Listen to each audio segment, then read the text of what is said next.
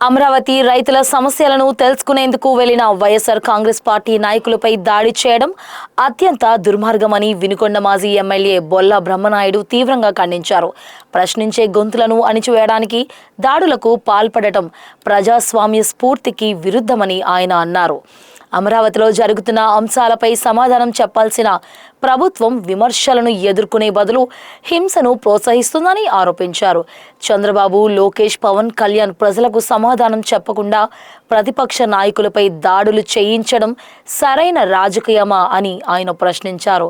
ప్రజాస్వామ్యంలో ప్రజల సమస్యలను తెలుసుకోవడం ప్రతి రాజకీయ పార్టీ హక్కు అని పేర్కొన్న బొల్ల బ్రహ్మనాయుడు దాడులకు పాల్పడిన వారిపై వెంటనే కఠిన చర్యలు తీసుకోవాలని ప్రభుత్వాన్ని డిమాండ్ చేశారు.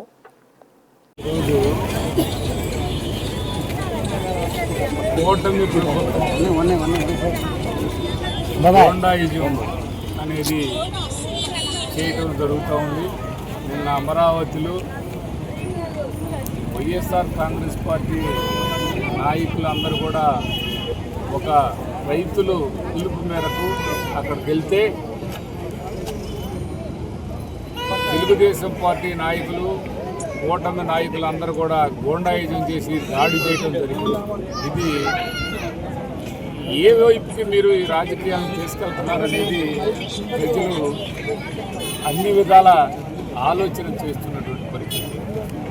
జరుగుతున్న అమరావతిలో ఉన్నటువంటి మీ అక్రమాలు ఏదైతే ఉన్నాయో, అన్యాయాలు ఏదైతే ఉన్నాయో, మీ దోపిడీలు ఏదైతే ఉన్నాయో అవి వెలికి తీస్తారనే భయంతో మీరు రౌడీజం చేయటం, గూండాయిజం చేయటం చాలా దారుణం అని ఈ సందర్భంగా తెలియపరుస్తున్నాం.